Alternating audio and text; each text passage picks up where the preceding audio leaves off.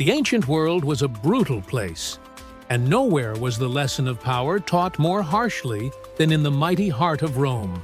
Empires are not built on kindness, but on the foundation of unquestioned authority.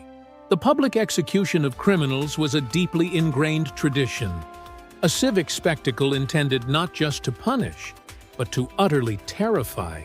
Yet, the Romans elevated the act of criminal justice and torture to a level of astonishing, almost theatrical creativity that still shocks the conscience 2 millennia later.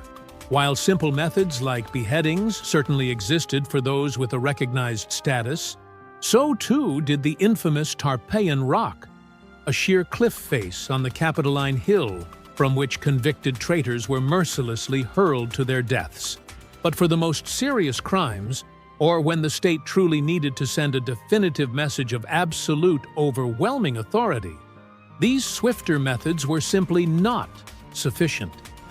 The Roman mind demanded something more prolonged, more spectacular. This quest for maximum public deterrence led to the development of their most iconic and notorious method: crucifixion. The punishment, which involved affixing a person to a structure of wood, did not originate with the Romans. It was a barbaric import, previously utilized by the Persians, the Hellenistic Seleucids, and the seafaring Carthaginians. Rome adopted this terror weapon and perfected its cruelty, making it a ubiquitous symbol of their control across the Mediterranean world. But who faced this unimaginable fate? In Rome, crucifixion was typically reserved for those considered beneath the full protection of the law. Slaves, disgraced soldiers who had abandoned their oath, foreigners, and pirates. It was explicitly and consistently rarely inflicted upon a born Roman citizen, a chilling legal distinction that underscored the value of Roman blood versus that of the subjugated.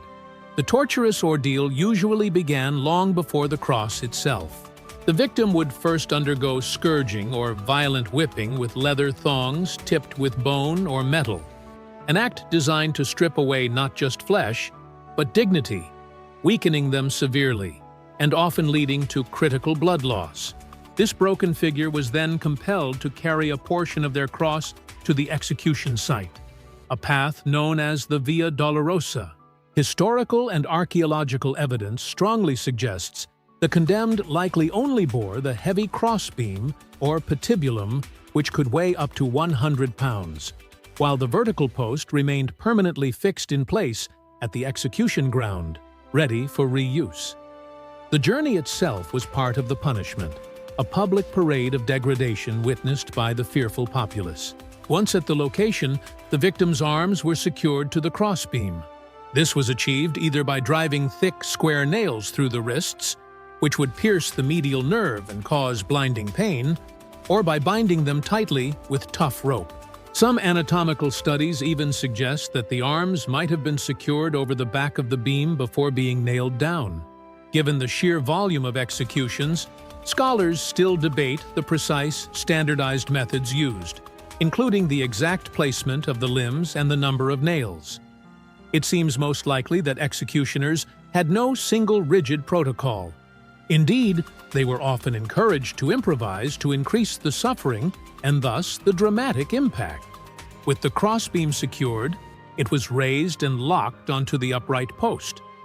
The victim's feet were then secured, either tied or nailed to the bottom.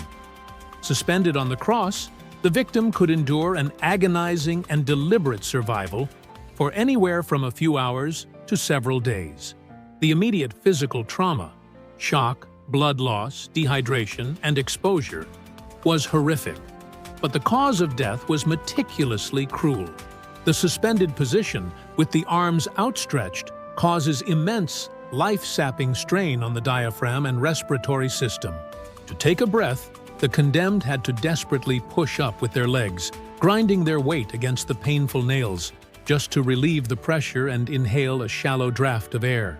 It was a prolonged, conscious fight against asphyxiation. If the executioners wished to hasten the end, they performed an act known as crucifixion.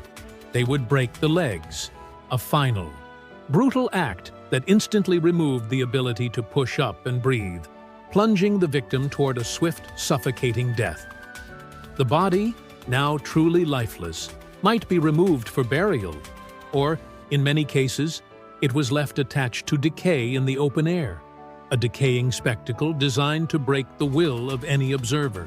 To maximize the public lesson, a placard, or titulus, was hung on the cross, clearly displaying the criminal's name and the specific crime committed, transforming the entire event into a final, gory reminder of Rome's power and the devastating consequences of defying it. The most infamous individual case, one that would change the course of world history, was the execution of Jesus of Nazareth, which took place sometime in the first half of the 1st century AD in Judea. But in terms of sheer scale, nothing compares to the mass use of the punishment. This occurred in 71 BC, after the Spartacus revolt was finally and utterly crushed by the forces of Marcus Licinius Crassus.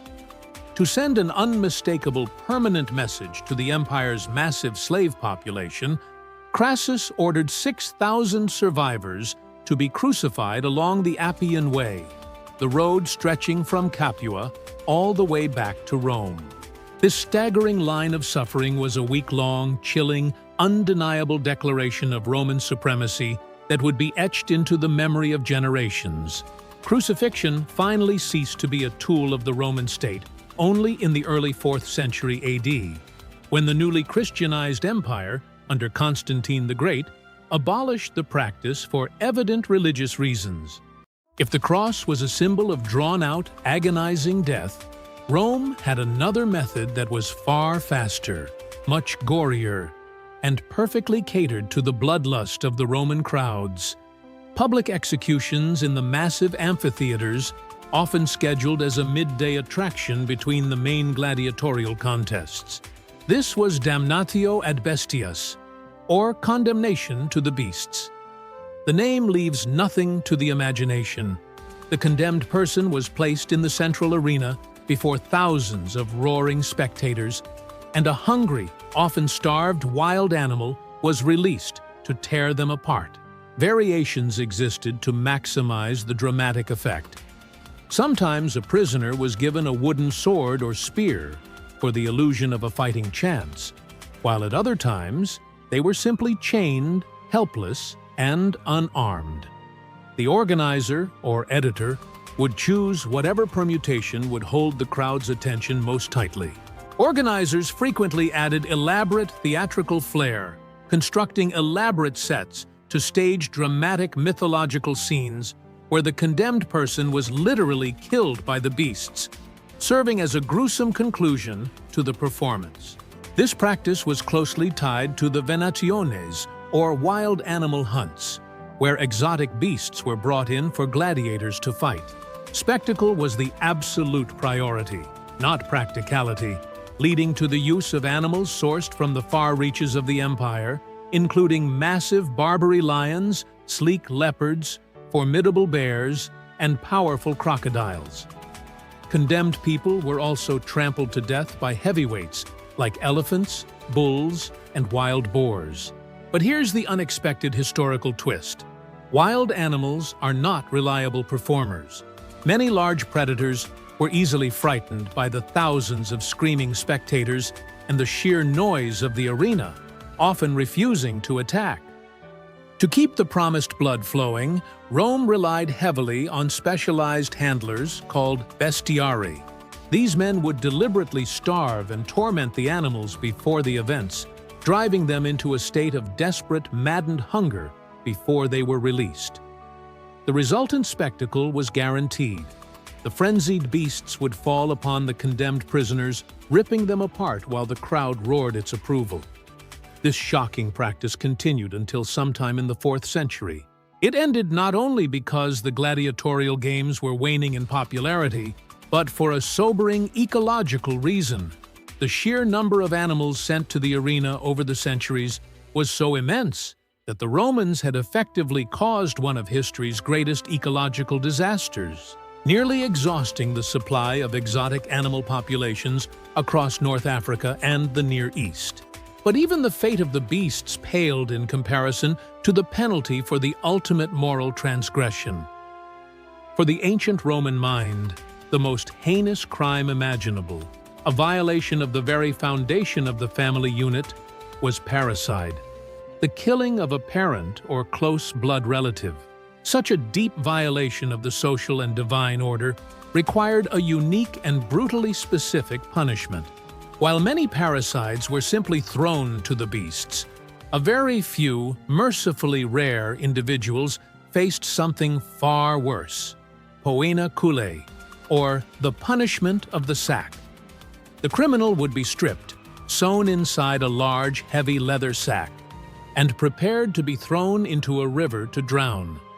Yet, some executioners felt that drowning alone wasn't nearly cruel enough.